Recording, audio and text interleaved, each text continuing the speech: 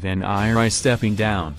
MDC-T leader, Morgan Tsvangirai could announce his retirement from politics when he returns from South Africa, where he has gone for cancer treatment, amid indications that the opposition party has started consultations on who should succeed the former trade unionist.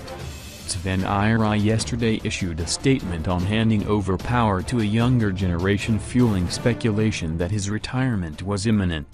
The MDC-T leader, who is battling cancer of the colon, made the disclosure in his New Year's message released shortly after he left for South Africa for medical checkups, amid concerns he may not be able to withstand the pressure of an election campaign. "I am looking at the imminent prospects of us as the older generation leaving the levers of leadership to allow the younger generation to take forward this huge task that we started together so many years ago with our full blessing and support," he said. This comes as Tsvangirai has been endorsed as the party and MDC Alliance's presidential candidate for this year's elections, and his statement could trigger a new contest for power. It was, therefore, not by accident, but by design that when I disclosed to you my health status, I also took a bold step to appoint an additional 2 vice presidents to assist me. As I have said before, while politicians only think about the next election, true statesmen think about the next generation, for current leaders are only but caretakers for future generations. We do not have any entitlement to lead, but we have a duty to serve, the former trade unionist, who has been at the helm of the MDC-T since its formation 18 years ago, said.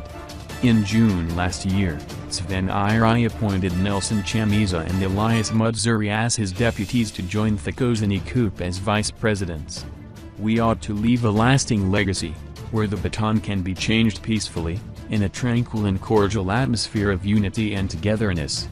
At a personal level, I am using this new year, not only to reflect on the onerous journey that we have traveled together, but also to peer with renewed hope into a bright future," he said. Although Tsvangirai did not reveal when he intends to step down and how a successor will be selected, he emphasized on the need for people's blessings. This comes amid calls for an extraordinary Congress next month to elect the party's new leader.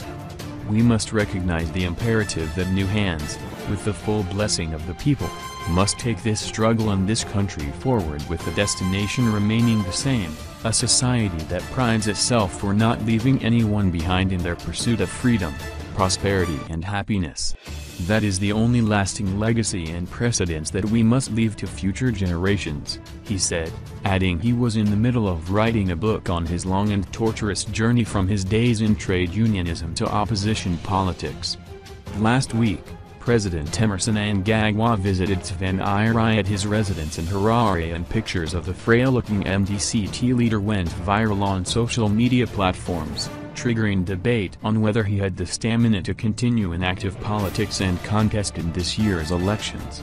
The MDC-T is already divided over Tsvangirai's candidature, with some top party officials canvassing for Chamisa to take over the party's leadership, although another camp is backing Mudzuri, describing him as more politically mature and stable.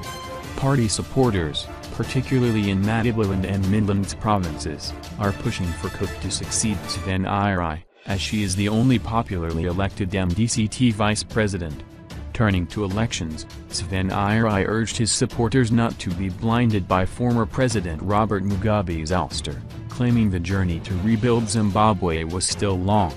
He said the new administration led by Mnangagwa should articulate a clear and comprehensive roadmap to legitimacy that includes implementation of the much-needed reforms to ensure free, fair and credible elections. Tsvangirai said he raised concerns of a clear roadmap to elections with Mnangagwa last week, when he made an impromptu gesture to check on him.